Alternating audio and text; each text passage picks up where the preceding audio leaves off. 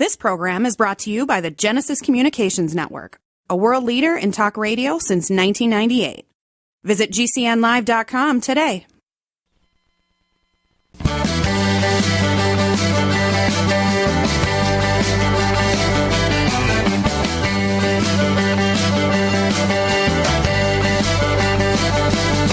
Broadcasting and streaming live all across America. This is Home Talk USA with Michael King, where we will discuss topics pertaining to your home with industry-leading experts. Michael King is a licensed general contractor with more than 30 years of experience in home improvements and the author of Contracting with the King. Join us this hour for our segment Invent America with your co-host, the Inventor Lady, Rita Crompton. Discover what's next in the home improvement industry and explore new products and innovations. Or if you have that next great big idea, learn what it takes to bring your invention to the world as Michael King and Rita Crompton talk to America's inventors and innovators. Remember, the America of tomorrow is being invented today.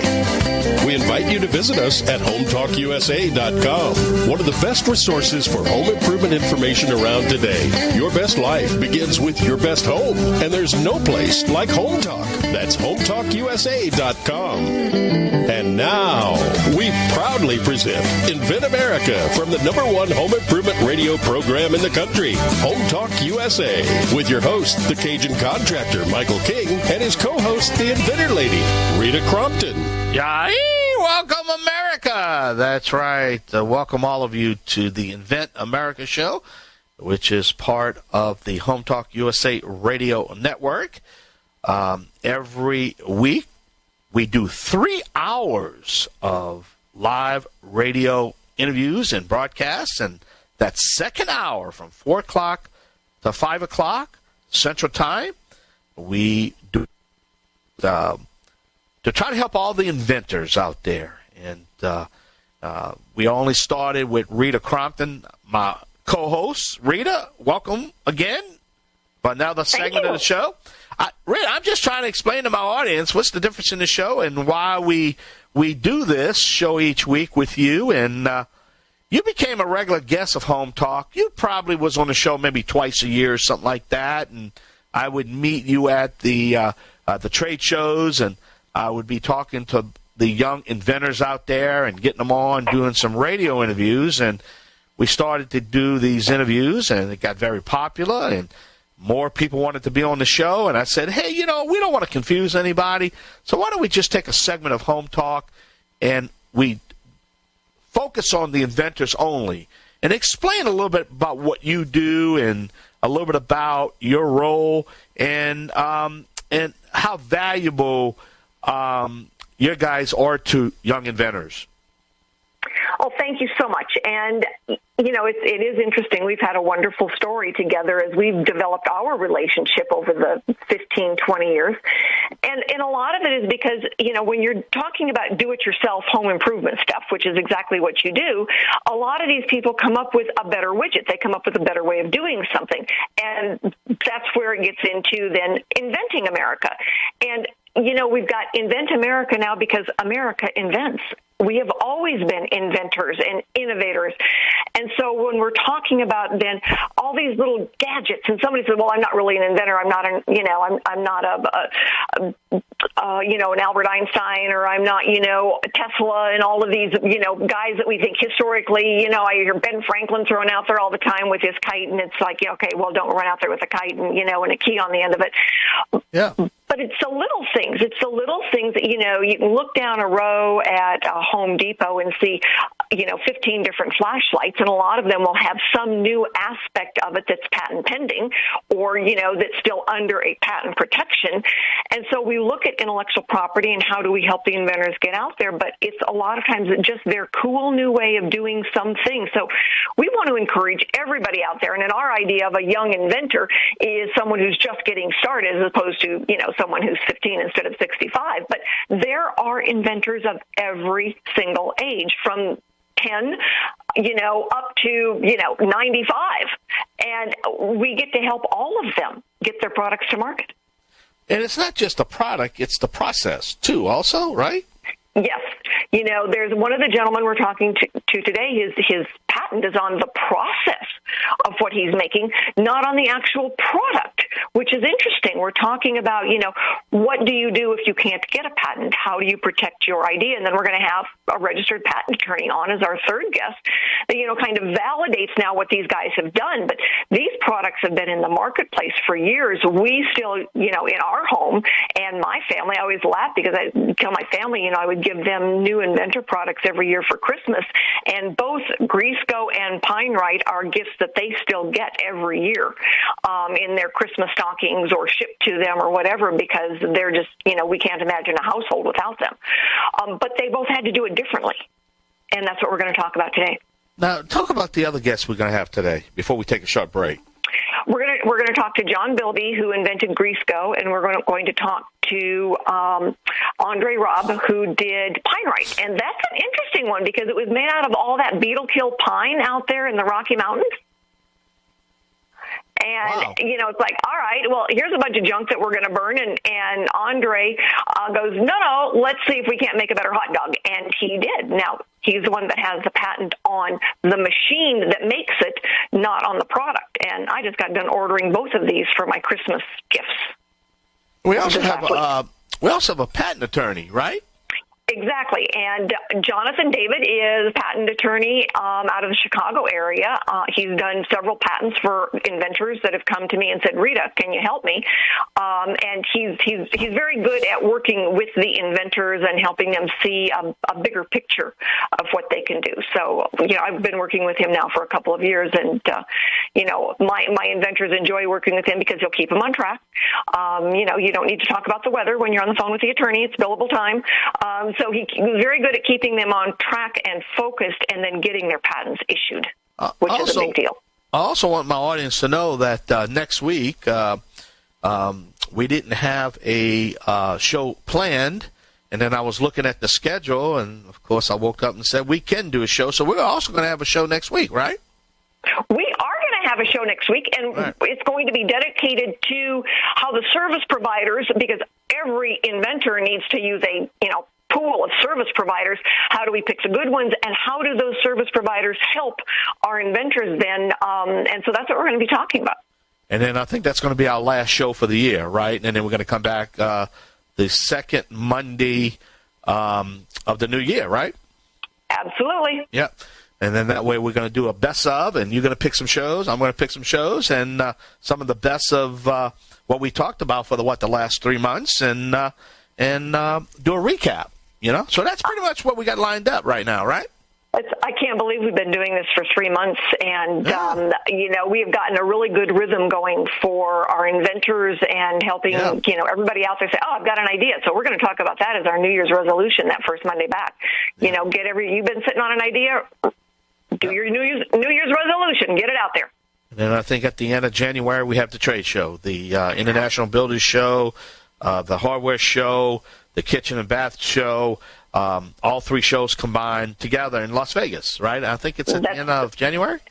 It starts January 31st, February 1st and 2nd, and if you are out there and you are patent pending and you've got proof of concept prototypes and are thinking about going, now is the time to call me and say, Rita, I need one of those spots because I've still got about a half a dozen spots left. Well, I'll tell you, Rita, we got a great lineup this hour, and we're going to take a short break, but tell our audience who's going to be our first guest when we come back off a break. John Bilby is our first guest. He is the inventor of Greaseco. Greaseco, and what they do? Greaseco is a cleaning product that is made out of the spices in your kitchen. We could actually spritz it on a salad if we want to. Wow, now that is very, very innovative. It is really awesome. I've sprayed it on my hand and licked it off before and then cleaned red wine out of a white carpet. So it works very, very well. It's amazing the topics we talk here each week and every week. Man, it is. And especially me also being a Cajun chef, I'm going to be really paying attention to this interview, You should try this one, yeah. Yeah. I'll send you some for Christmas. I can put it in my food and clean the counter at the same. Look at the money I'm saving. Oh, wow. I know, right? All right. Rita Crompton, the Inventor Lady. Inventor Lady. This is the Cajun contractor, Michael King.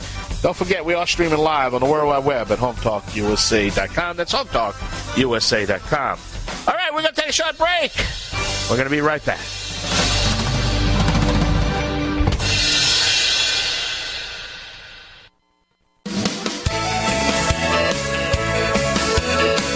Welcome back to Home Talk USA with Michael King. Do you have questions about your next home improvement project or home repairs? Now you can chat with verified home repair and home improvement experts in just minutes. Get the help you need by visiting HometalkUSA.com. One of the best resources for home improvement information around today. Your best life begins with your best home, and there's no place like Home Talk. That's HometalkUSA.com. And now, back to Invent America from the #1 home improvement radio program in the country. Home Talk USA with your host, the Cajun contractor, Michael King, and his co-host, the Inventor Lady, Rita Crompton. All right, welcome back. That's right. I'm the Cajun contractor, Michael King, and my co-host, along with the Inventor Lady herself, Miss Rita Crompton.